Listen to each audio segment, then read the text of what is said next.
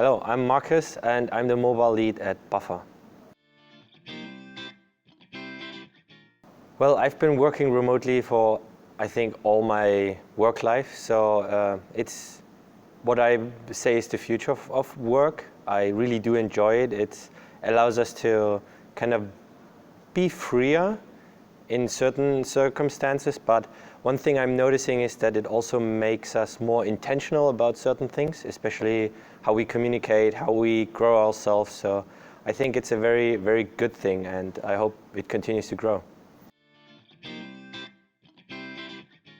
I kind of fell into it as being a freelancer. So after university, I started to be a freelancer, and while you're a freelancer, you likely are working remotely with your clients because they are not in the same city or not in the same country. So for the 5 or 6 years I was a freelancer, I was basically working remotely and started to learn a couple of things there, how to communicate with the clients or with your colleagues. So that was kind of my initial experience. And then after kind of 5 or 6 years of being a freelancer, I started to join Buffer, or I joined Buffer, and I learned a lot more about how this whole remote thing works in a whole company, in a team.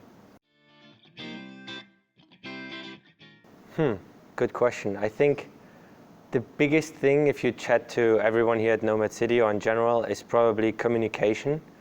And by communication, I mean how you do that with someone in another time zone or in 3 time zones away. So it will become more difficult to chat to them. So asynchronous communication plays into that.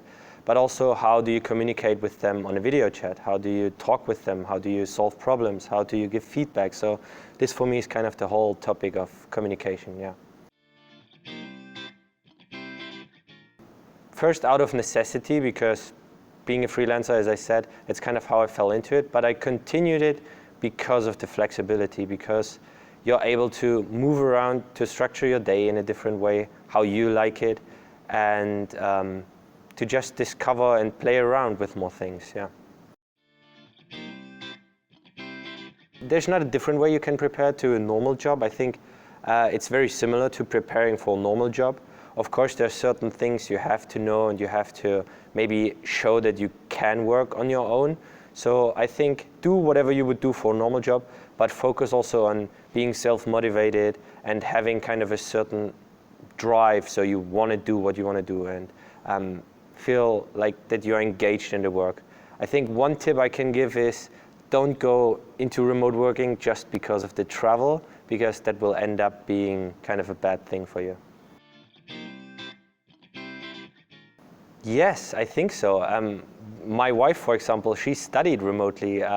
She studied in our house and then just went to the university for writing exams. So I think it's still not everywhere where it's possible, but it should come and it should move more into this way, because there's so many learning resources already. Like a lot of universities share their programs.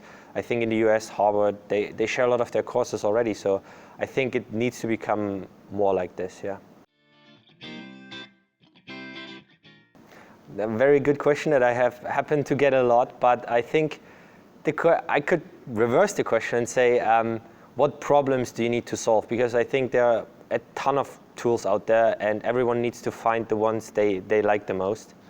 And I can share some I use, but they change a lot. And that's what I like, for example, also about Buffer, is that we don't consider the current status as set in stone. So we try to evolve and learn from our experiences and maybe change tool or change a process. So I think that's very important to understand first before chatting about tools.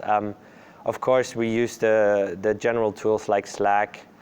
We use Dropbox Paper, which is a love and hate relationship. And then, like the personal note-taking tools like Evernote and to-do lists like Todoist or Things. So it's kind of those standard tools. But yeah, find the tools you like the most and make it work. Yeah, I think chatting to other people who already work in that field is always a good idea. In my talk I'm giving tomorrow, there's one point where I say build your megazord, and for some of you who don't know what that is, maybe some of you know Power Rangers. When they all come together, they kind of build this big robot. And it's always better to have like a support network or to have people you can reach out to. So if you have friends, if you have colleagues, or if you have just the internet and reach out to people who work remotely or who work in that field you want to go into. So it's always good to reach out and learn from others, yeah. Yeah, if you're curious about remote work, you should try it out in whatever way that is. I would encourage to start going maybe also into remote companies and like apply there, not just go the freelance way, because the freelance way is hard and it is very difficult to kind of earn money and get into that field. So I think there are a lot of remote companies out there. Apply there, learn from just the hiring process. How does that work and how do they hire? What are they looking for? And yeah, other than that, just try and see what others are doing. Read a lot. I do read a lot, so that's very important. And